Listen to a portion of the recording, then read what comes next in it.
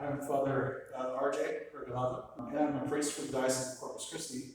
I've been a priest now for a year and a half, and we're coming to you from the foyer of Most Precious Blood Catholic Church, where I've been assigned for the last year and a half. Along with this assignment here as parochial vicar of Most Precious Blood, I'm also the chaplain to the deaf and disabilities community. The call to priesthood, I think, came a little bit later than I think most people would imagine. I mean, most people would imagine the call to priesthood from sort of around the age of 7, when young men are able to become altar servers. I didn't do that. I wasn't an altar server, and so I think, the way that I sort of understood my call to priesthood was when I was in 8th grade, maybe freshman year in high school. Father Matthew, who was the pastor at Sacred Heart in Felfodius when I was growing up, was one who invited me to teach religious education. And so it was through religious education and teaching sacramental prep that I started to kind of fall in love more and more with the church, with her teachings, and to discover who God really is, who Jesus Christ really is, and to really kind of fall in love with him.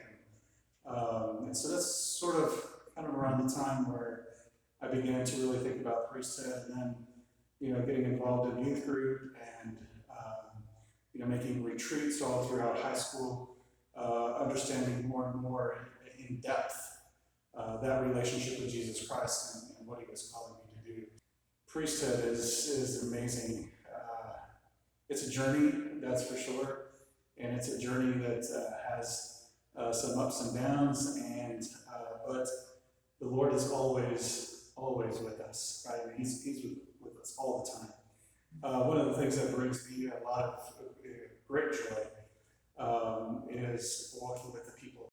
Also, being able to sit with someone in the sacrament of, especially confession, or being able to sit with them in sort of pastoral counseling, and being able to help individuals sort of begin to think about how to untie some of the knots maybe that they've created in their life, I think is also one of those moments of great joy for me.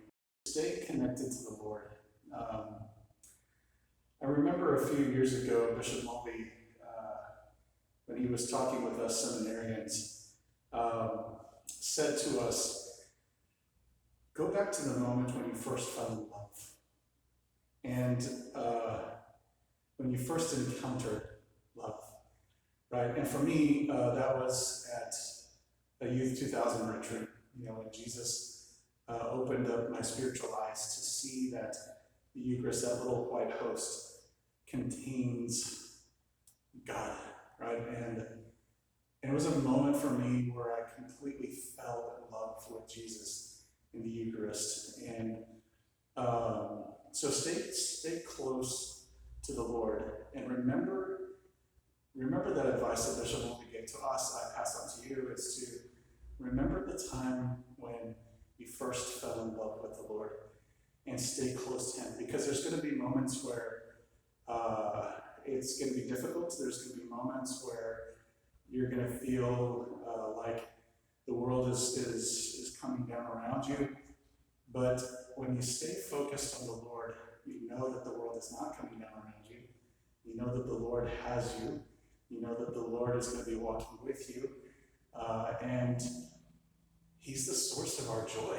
I mean, you got the Lord, you got everything, right? And so stay connected to him. Early on, as you start to, for a young man who's maybe thinking about signing up for seminary, you don't have to make that decision of priesthood right away. It's a journey, it's a walk, and with you and the church makes up a whole lot of different people. Not only the bishop and your priest, your pastor, but also your parents, your friends, trusted adults that are in your parish that may have encouraged you along the way. That's the church, and stay focused on the Lord, and keep your ears open to what the Lord is telling you through the church, right? And I think you'll do well to stay connected to him in prayer, stay connected to him in your studies, and we stay connected with him by sitting down with him and spending time with him. And that's how we grow deeper in love with people.